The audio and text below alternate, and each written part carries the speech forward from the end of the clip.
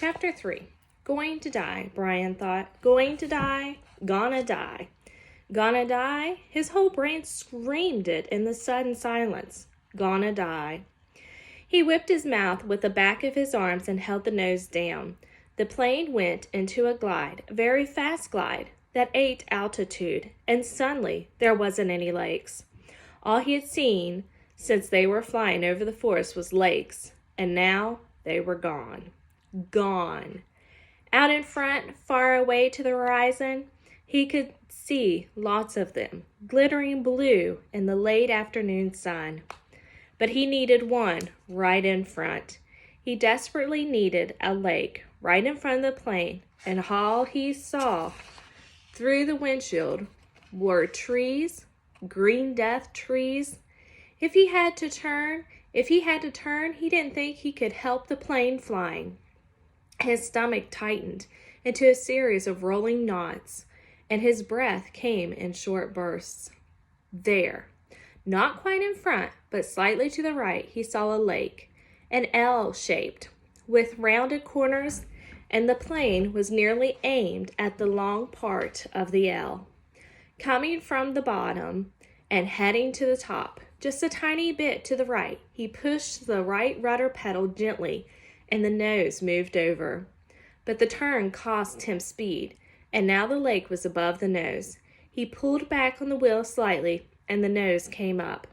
This caused the plane to slow drastically and almost seemed to stop and willow in the air. And the controls became very loose-feeling and frightened Brian, making him push the wheel back in. This increased the speed a bit, but filled the windshield once more with nothing but trees, and put the lake well above the nose and out of reach. For a space of 3 or 4 seconds, things seemed to hang almost to a stop. The plane was flying, but so slowly, it would never reach the lake. Brian looked out to the side and saw a small pond, and at the edge of the pond some large animal. He thought a moose standing out in the water. All so still looking, so stopped, the pond and the moose and the trees, as he slid over and now only 300 or 400 feet off the ground, all like a picture. Then everything happened at once. Trees suddenly took on detail, filled the whole field of vision with green, and he knew he would hit and would die. But his luck held, and just as he was to hit, he came into an open lane, a channel of fallen trees, a wide place landing to the lake. The plane, committed now to landing, to crashing, fell into the wide place like a stone, and Brian eased back on the wheel and braced himself for the crash. But there was a tiny bit of speed left, and when he pulled on the wheel, the nose came up and saw in front the blue of the lake, and at that instant the plane hit the trees. There was a great wrecking as the wings caught the pines at the side of the clearing and broke back, whipping back just outside the main braces. Dust and dirt blew off the floor into his face, so hardly he thought there must have been some kind of explosion. He was momentarily blinded and slammed forward in his seat, smashing his head on the wheel. Then a wild crashing sound, ripping of metal, and the plane rolled to the right and blew through the trees, out over the water, and down to the slime and to the lake. Skipped once on water as hard as concrete, water that tore the windshield out and shattered the side windows, water that drove him back into the seat. Somebody was screaming as the plane drove down into the water.